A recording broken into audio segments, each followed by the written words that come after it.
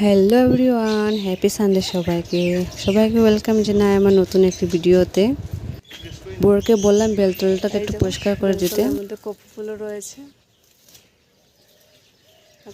Bore বেলগাছ পরিষ্কার করতে গিয়ে দেখে কি সুন্দর মরিচ ফুটে রয়েছে, তাই ডেকে এনে আমাকেও দেখালো কি সুন্দর মরিচগুলো রয়েছে পেকে। একদম দেখতে পাইনি, বোঝাই যাচ্ছে না যে মানে বেলগাছের মধ্যে মরিচ গাছ রয়েছে।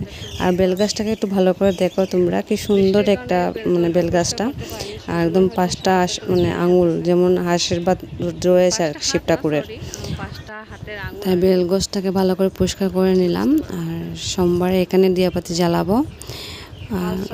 বৃষ্টি বাদলের জন্য হচ্ছিল না, পায়ে পরিষ্কার করতে পারছিলাম না, তো এই জন্যই হয়তো গোড়ের মধ্যে সাপটা ঢুকছিল। তাই আমি পুরো মাটি উটি নিয়ে লেগে পড়লাম একটু মুছে দেবো বলে। শুধু মাটি নিয়েছি, এখানে গোবর কিছু নেই। মা বলেছে ঠাকুরের স্থানে নাকি গোবর দিতে নেই। আর সাথে আমার মেয়েকেও দেবো, ও কি আনন্দ, বাইরে একদম পেয়ে পুরো একদম খেলতে লেগে গেছে মোবাইলটাও নিয়ে।